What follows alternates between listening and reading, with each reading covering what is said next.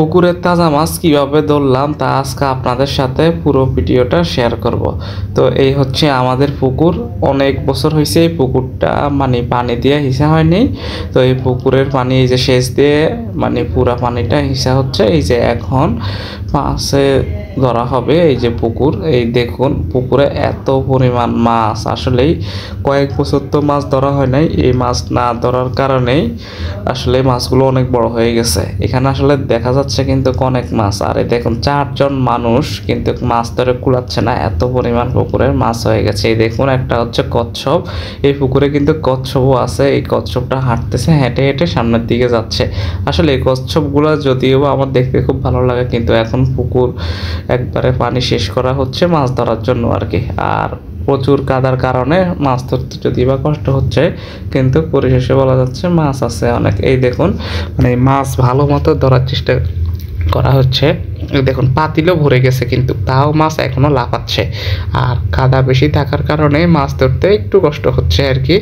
তো আসলে পুকুরের মাছ, অরিজিনাল মাছ, একবার ফরমালাইন মুক্ত। তাও এইখানে অনেক রকমের মাছ আছে, পুঁটি মাছ, ট্যাংরা মাছ, শিং মাছ, গজার মাছ, আর এমনি অন্যান্য যত ছোট ছোট রুই মাছ, ছোট ছোট কাতল মাছ, এইসব জিনিসও আছে।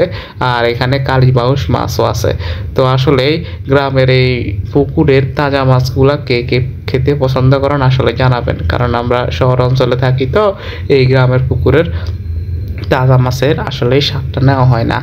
তো আসলে এই পুকুরটার মাছগুলো অনেক দিন যাবত থেকে ধরা হয়নি। আর সবসাথে বড় কথা হচ্ছে এখানে কিন্তু অনেক রকমের মাছ আছে আর কি। এই দেখুন কিছু মাছ আছে তেলাপিয়া মাছ, তেলাপিয়া মাছগুলা কিন্তু অনেক পুরানো, 2-3 বছরের মাছ এখানে। আর হচ্ছে বিভিন্ন রকমের হচ্ছে ট্যাংরা মাছও আছে, পুঁটি মাছ আছে। এই দেখুন পানি একবারে শেষ পর্যায়ে, এখন মাছগুলা কিন্তু স্পষ্টভাবে দেখা যাচ্ছে। আর মাছগুলো লাফাচ্ছে কারণ পানি নেই। আর হচ্ছে ওরা মাছ ধরে কিন্তু শেষ করতে পারছে না। এই দেখুন প্রচুর পরিমাণে কিন্তু ওরা মাছ ধরতেছে, পাতিলও ভরে গেছে, তাও কিন্তু মাছ ধরা শেষ হচ্ছে না। আর এই দেখুন বড় একটা শোল মাছ, ও কিন্তু সামনের দিকে আসছে। দেখুন আরও 2টা পাতিল আনা হয়েছে, মাছ আছে এখানে অনেক পরিমাণ, ভরপুর মাছ। আর মাছগুলা যেহেতু গ্রামের পুকুরের, তো অবশ্যই মাছগুলা খেতেও অনেক সুস্বাদু হবে আর কি। আর এখানে কিছু কই মাছ আছে, আসলে আমার সবচেয়ে ফেভারিট মাছগুলোর মধ্যে কই মাছও একটা ফেভারিট মাছ। এই মাছগুলো আসলেই খাওয়ার জন্য আমিও উৎসুক হয়ে আছি। আর আশেপাশে কিন্তু আরও মানুষ আছে, তারা কিন্তু মাছ দেখতেও আসছে, অনেকে কিনতেও আসছে। যদি বা আমরা মাছ সাধারণত বিক্রি করি না, কারণ নিজেরা খাবারের জন্য পুকুর থেকে মাছগুলা ধরে। তো এই দেখুন এখন হচ্ছে অন্য আর দিক থেকে দেখাচ্ছি, তাও কিন্তু মাছ মাছ ধরা শেষই হচ্ছে না। এই দিক থেকে মাছ ধরলে ওই দিক থেকে যাচ্ছে, ওই দিক থেকে মাছ ধরলে এই দিক থেকে যাচ্ছে।